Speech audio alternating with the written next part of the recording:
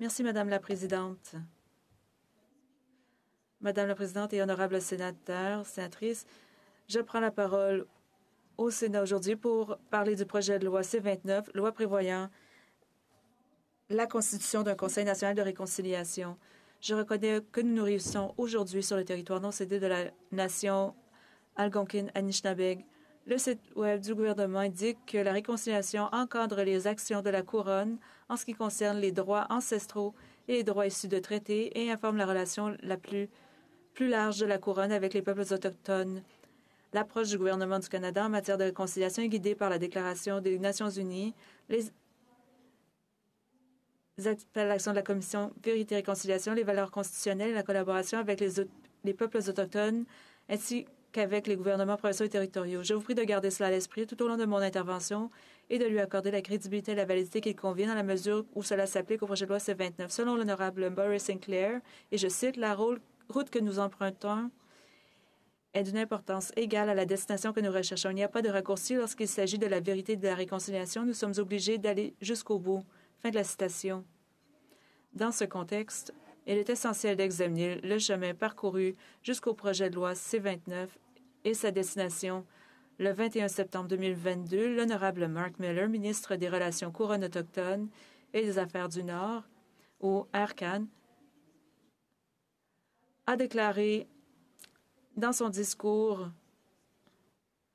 de deuxième lecture, « J'aimerais prendre le temps de réfléchir à la pensée de ce projet, le chemin à parcourir pour en arriver à la nécessité. En arriver là a nécessité une collaboration et beaucoup de travail. Le projet de loi C-29 a été élaboré pendant de nombreuses années. Comment nous sommes-nous arrivés là? Le 14 décembre 2017, Caroline Bennett, alors ministre, a annoncé la nomination de 6 membres au conseil d'administration provisoire du Conseil national de la réconciliation. Et noté, au cours des 6 prochains mois, les membres du Conseil s'engageront avec divers intervenants à recommander des options pour l'établissement d'un Conseil national de la réconciliation et la dotation d'une fiducie pour la réconciliation nationale. Le 11 avril 2018, un événement d'engagement a eu lieu à Ottawa avec 23 participants et 6 membres intérimaires du Conseil, ce qui a donné lieu à un résumé de 9 pages de l'événement. Le 12 juin 2018, un rapport final a été présenté au ministère comprenant une recommandation pour la création d'un comité de transition pour le Conseil. 3 ans plus tard, le 18 janvier 2021, l'honorable Mark Miller a annoncé la création d'un comité de transition dirigé par des Autochtones qui est composé de 5 membres qui s'entendra avec divers groupes ainsi qu'avec les provinces et les territoires au sujet du cadre législatif du Conseil national de la réconciliation et qui fournira des conseils et des recommandations aux ministres. Le 22 juin 2022, le projet de loi C-29 a été déposé à la Chambre des communes. Le 6 octobre 2022, devant le Comité permanent des affaires autochtones et du Nord de la Chambre des communes, le ministre Miller a déclaré, je cite, « Le comité de transition reconnaissant l'urgence ressentie par de nombreux survivants des pensionnats et leurs familles et reconnaissant l'engagement de la Commission de vérité et réconciliation et du Conseil provisoire à adopter une approche ciblée à l'égard de l'engagement. » En mars 2022, ils ont organisé un événement avec des experts techniques autochtones et non autochtones pour discuter des considérations clés qui pourraient être incluses dans la législation, telles que le partage d'informations. Fin de la citation. J'ai demandé et recherché des informations sur les réunions et les consultations après juin 2018. À 10 heures ce matin, mon bureau a reçu une copie de la correspondance adressée au ministre Miller par le comité de transition du Conseil national pour la réconciliation datée du 15 mars 2022. The correspondence states, and I quote, Dans la correspondance, on indique « Nos recommandations sont basées sur nos propres discussions approfondies au comité, ainsi qu'une session avec des experts techniques et le comité intérimaire de la Commission européenne.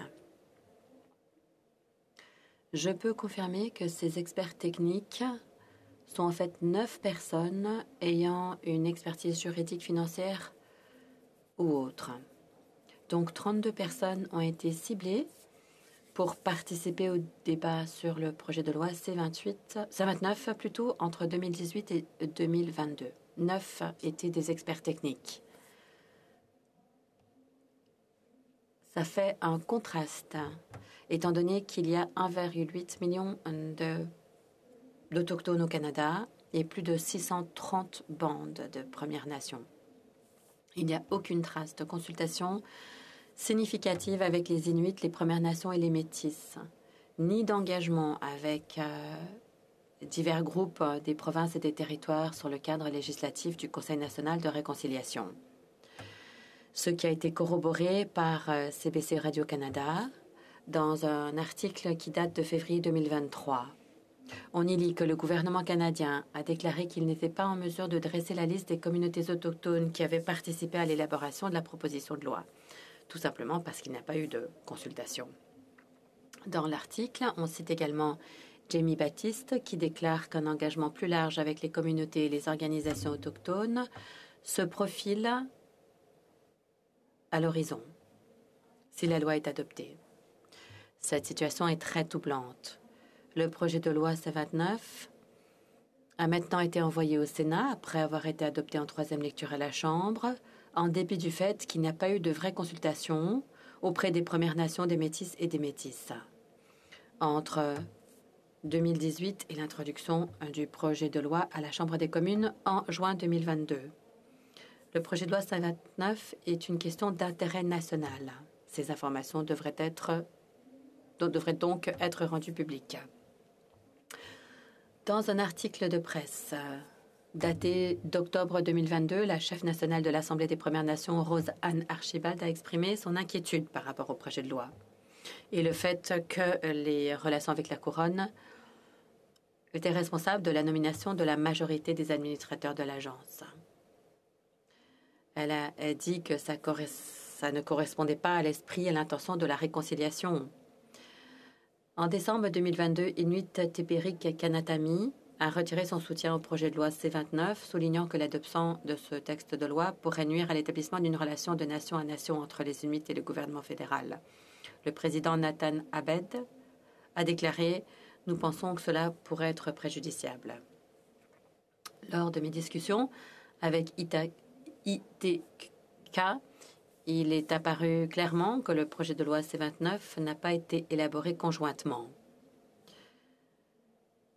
C'est quelque chose que j'ai entendu à maintes reprises lors de mes rencontres avec l'Inuvialut Regional Corporation, le conseil tribal des Gwich'in et la Métis Nation Saskatchewan. Ils n'ont pas participé à la consultation ou à la rédaction du projet de loi et à l'exception des Inuits, aucune des organisations autochtones n'était au courant du fait que le projet de loi avait été présenté et adopté en troisième lecture à la Chambre des communes et qu'il était actuellement examiné par le Sénat. Le grand chef Kikavichik a déclaré « Bien que je soutienne l'objectif de la création d'un Conseil national pour la réconciliation, il faut que ce soit fait de façon réfléchie et stratégique. Le gouvernement ne doit pas y voir une occasion de simplement cocher une case, mais doit comprendre que c'est un engagement à proprement parler. » Selon Glenn McCollum, président de Métis Nation Saskatchewan, lorsque le Canada prétend créer un organisme qui parle au nom des Métis et que cet organisme n'est pas responsable de nos processus décisionnels et n'est pas sélectionné par ceux-ci, ça rend illégale notre position en tant que gouvernement des Métis en Saskatchewan. Compte tenu du rôle des Inuits, des Premières Nations et des Métis, il faut noter que le Canada a conclu 25 traités modernes, 4 accords autochtones d'autonomie gouvernementale, 2 accords sectoriels sur l'éducation et un accord de gouvernance en partenariat avec les gouvernements autochtones et provinciaux territoriaux dans 6 provinces et les 3 territoires. La question d'un traité moderne est en partie à l'origine des préoccupations exprimées par les Inuits à l'égard du projet de loi. Les Inuits ont conclu 4 accords de revendication territoriale. La région de colonisation des Inuvialuit, Nunavut, Nunavik et Nunatsiavut. Les Inuits se sont engagés dans un processus de consultation de la couronne inuite. La politique de l'Inuit Nunangat reconnaît l'Inuit Nunangat comme une région géographique, culturelle et politique. La politique de l'Inuit Nunangat reconnaît l'Inuit Nunangat comme étant un élément essentiel de la collaboration. Par le biais de le partenariat qui a été établi, les Inuits Nunangat ont des droits qui sont protégés. Le gouvernement du Canada dispose de 12 déclarations de principe sur l'approche fédérale de mise en œuvre des traités modernes. J'aimerais mettre en exergue les engagements et les consultations significatifs. Les traités modernes sont la réconciliation en action. La Cour suprême du Canada a déclaré que les traités servent à concilier l'occupation antérieure de l'Amérique du Nord par les peuples autochtones et l'affirmation de la souveraineté de la couronne. Les droits issus des traités sont reconnus par l'article 35 de la loi constitutionnelle. Les traités établissent un cadre durable pour la réconciliation et les relations permanentes entre la couronne et les peuples autochtones. La réconciliation encadre les actions de la couronne en ce qui concerne les droits de l'article 35 et informe la relation plus large de la couronne avec les peuples autochtones. L'approche du Canada s'appuie sur les principes énoncés par les tribunaux ainsi que sur la négociation et le dialogue avec les peuples autochtones. Tous les ministères et organismes fédéraux mèneront leurs activités d'une manière compatible avec les obligations découlant des traités modernes. Les ministères et organismes fédéraux s'acquitteront de toutes leurs fonctions conformément à leur mandat, y compris l'élaboration et la prestation de programmes de services, de politique et de lois, dans le respect des obligations découlant des traités modernes. Le préambule du projet de loi C-29 stipule « Attendu que le gouvernement du Canada s'est engagé à se réconcilier avec les peuples autochtones en renouvelant les relations de nation à nation, de gouvernement à gouvernement et entre les Inuits et la couronne sur la base de la reconnaissance des droits, du respect de la coopération et du partenariat. » Et pourtant, le projet de loi C-29 passe sous silence son rôle et son impact potentiel sur les traités historiques et modernes. Bien que ces droits soient reconnus et confirmés par l'article 35 de la loi constitutionnelle, malgré la sanction royale de la Déclaration des Nations unies sur les droits des peuples autochtones, malgré l'affirmation du Canada selon laquelle la réconciliation encadre les actions de la couronne relativement aux droits ancestraux et aux droits issus de traités. Les appels à l'action de la Commission sur la vérité et la réconciliation et les valeurs constitutionnelles. Selon l'appel à l'action numéro 53, nous demandons au Parlement du Canada, en consultation et en collaboration avec les peuples autochtones, de promulguer une loi établissant un Conseil national pour la réconciliation. Au lieu de cela, le projet de loi C-29 n'est pas le résultat d'une consultation et d'une collaboration. Il est plutôt le résultat de 32 personnes ciblées et choisies et d'une approche à la va-vite de la part du Comité transitoire du Conseil national de réconciliation et du gouvernement du Canada. J'ai passé beaucoup de temps à tenter de comprendre et à faire des recherches sur le projet de loi C-29, sa genèse et le chemin qu'il a parcouru. En tant que sénatrice Inuk, ayant une forte compréhension de l'histoire des Inuits et de l'histoire de la législation, qui a eu et continue d'avoir un impact sur les Inuits, je dirais que le projet de loi C-29 est vexatoire. Les principes fondamentaux qui ont conduit à l'élaboration du texte et l'absence délibérée de consultation avec les Inuits, les Premières Nations et les Métis, ainsi que l'absence d'engagement avec les provinces et territoires, me préoccupent. Je trouve qu'il est négligent qu'un projet de loi sur la réconciliation, approuvé par le Canada, fasse fi de manière flagrante des principes fondamentaux de l'élaboration d'un texte de loi qui nous concerne en tant que peuple autochtone. C'est notre devoir en tant que parlementaires d'examiner et de remettre en question ce qui est proposé. Nous devons prendre en compte les appels à l'action de la Commission de la vérité et de la réconciliation.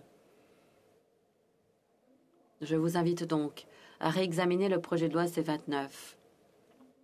Je soutiens bien évidemment la réconciliation et le travail de la Commission sur la vérité et la réconciliation, mais je ne peux pas soutenir le projet de loi C-29.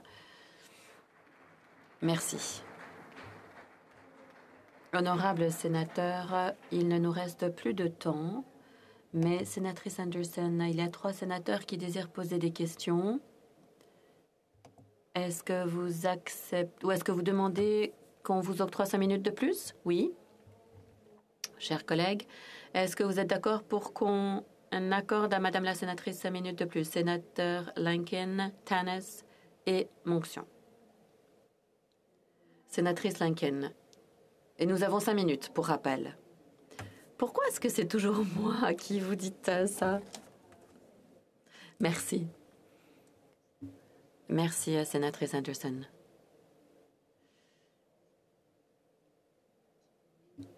Nous avons l'intention de rencontrer un membre du Conseil traditionnel, M. Gagné, ainsi que des représentants du Conseil métis national. M. Gagné, qui est un représentant des Premières Nations, a parlé de notamment ce que je vais aborder moi-même. Il a dit qu'il était important que tous les intervenants participent aux consultations ITK et les autres. Pour ce qui est des décisions qui sont prises, il faut qu'elles reposent sur des consultations approfondies auprès de tous les intervenants qui sont concernés. Et c'est difficile d'adopter une approche fondée sur un cadre. Nous l'avons vu précédemment. Mais on dit qu'on va construire quelque chose et que les consultations vont suivre. Est-ce que ça vous réconforte d'une façon ou d'une autre, ça? Sénatrice Anderson. Lorsque la ministre Carolyn Bennett et lorsque M. Miller ont parlé relativement aux nominations au Conseil, ils ont dit tous deux qu'il y aurait des consultations, qu'il y aurait effectivement des consultations auprès des groupes autochtones et auprès des provinces et des territoires. À mon avis, le projet de loi n'a pas de fondement. Les fondements d'un texte de loi ne peuvent pas venir après l'adoption du texte.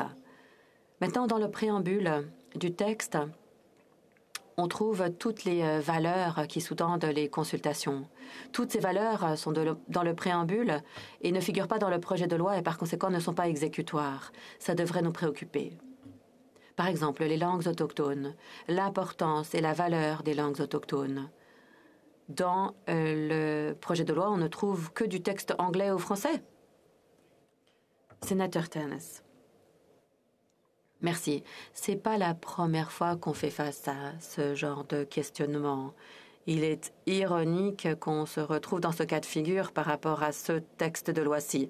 Sénatrice, est-ce que vous pensez qu'on devrait voter contre le projet de loi ou est-ce que vous pensez plutôt que le texte devrait être renvoyé au comité pertinent?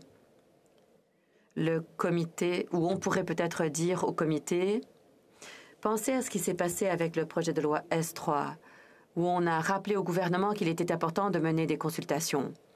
On pourrait faire la même chose et dire « menez vos consultations et ensuite on étudiera le texte de loi ».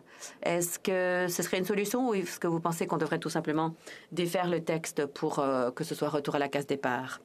Sénatrice Anderson, je ne sais pas si c'est à moi qu'on devrait poser cette question parce qu'évidemment j'ai mes propres opinions par rapport au statut du projet de loi.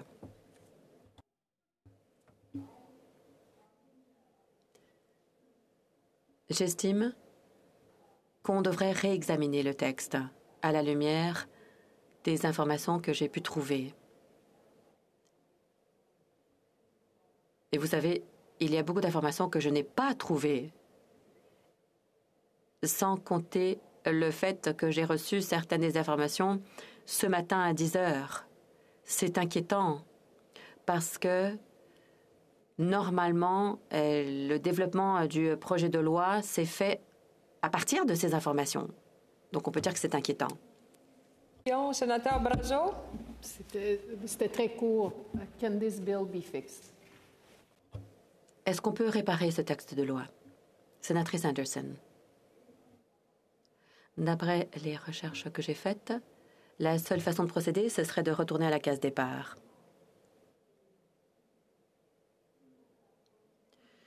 Ceux qui, normalement, devaient alimenter la rédaction du texte, en fait, n'ont pas été consultés. Ces personnes ont été, soi-disant, consultées, mais après le fait, il n'y a pas eu de vraie consultation. Je ne comprends pas comment on peut parler de réconciliation, comment on peut parler de peuples autochtones sans consulter les bonnes personnes.